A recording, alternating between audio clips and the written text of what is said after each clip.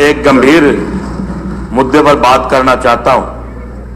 1947 के बाद जो लोग हमारे देश के दूसरे हिस्से से इस तरफ आए उनको आज भी रेफ्यूजी कहा जाता है, और क्यों ना कोई ऐसा एक्ट बनाया जाए जो भी अगर इस शब्द का इस्तेमाल करे उनके खिलाफ कोई कानूनी कार्रवाई हो। क्योंकि जो लोग इधर आए उन लोगों ने बहुत सी कुर्बानियां दी, उन्होंने धर्म नहीं छोड़ा।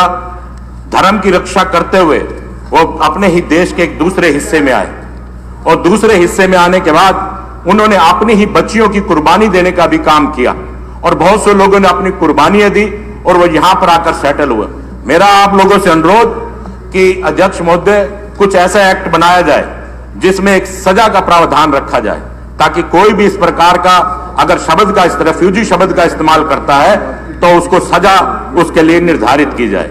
और एक और विशेष मुद्दा एक पंजाबी समुदाय से मैं आपको कहना चाहता हूं, क्योंकि पंजाबी समुदाय में जब शादी होती है तो फेरे के समय में ब्राह्मण जो पंडित जी फेरे करवाते हैं वो लड़की का नाम बदल देते हैं। जैसे कि मान लीजिए कि जिस समय लड़की से शादी उसका नाम सीता है और फेरे के समय उसका नाम गै पे निकला तो गीता रख दिया गया, और वो बच्ची उस समय के बाद गीता नाम से ही अपने सारे डॉक्यूमेंट जैसे कि आधार कार्ड या बैंक की कॉपी या सब गीता के नाम से हो जाता है। शादी तो सीता से हुई लेकिन बच्ची का नाम गीता हो गया, उसके डॉक्यूमेंट्स गीता के आधार पर चलते हैं। आजकल तो जो बच्चों की शादी हो रही है उसी के हिसाब से करते हैं, जिसमें एजुकेशन के हिसाब से बच्चे रखते हैं। लेकिन जो पुराने समय की बात है उसमें डॉक्यूमेंट में कागजों में इतना भेद आ रहा है, जैसे कि शादी सीता से हुई, बच्चे गीता ने पैदा किए, गीता के हिसाब से ही सारा कुछ चलता है। तो मेरा अनुरोध कि कुछ समय ऐसा निकाला जाए कि सीता उर्फ गीता या ऐसा कोई शब्द रखा जाए ताकि उनके डॉक्यूमेंट्स ठीक हो सके। यही अनुरोध मैं आपसे करता हूं।